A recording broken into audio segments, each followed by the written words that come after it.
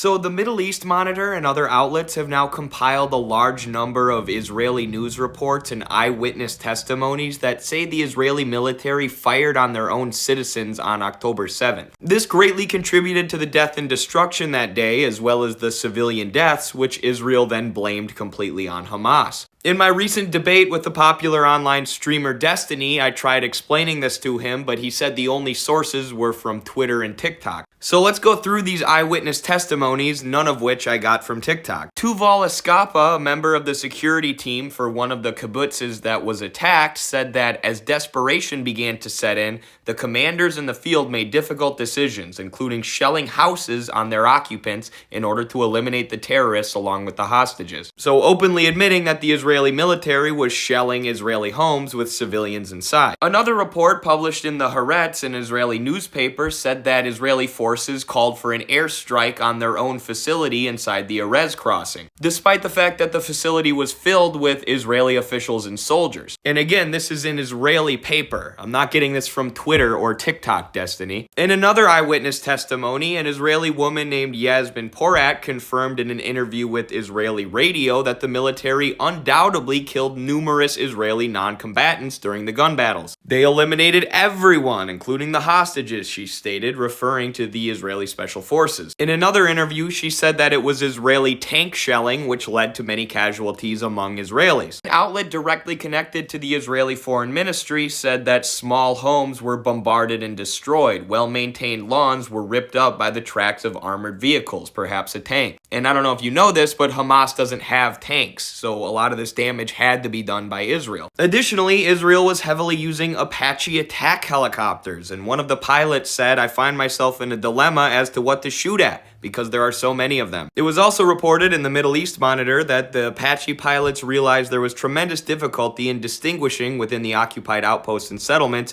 who was a terrorist and who was a soldier or civilian. The rate of fire was tremendous at first, and only at a certain point did the pilots begin to slow down and carefully select their targets. So really a great deal of reporting and eyewitness testimonies here that suggest Israel did in fact fire on their own civilians, while their government and military are refusing to release the full details of the attack. And of course, people will still say this was provoked by Hamas, but of course we know that Hamas and the Palestinians were provoked by Israel's 70-plus year-long occupation and apartheid, which was killing one Palestinian child per day before this war ever started. But people are waking up. No more letting the corporate media and Israeli government lie to us. Or their foot soldiers like Destiny.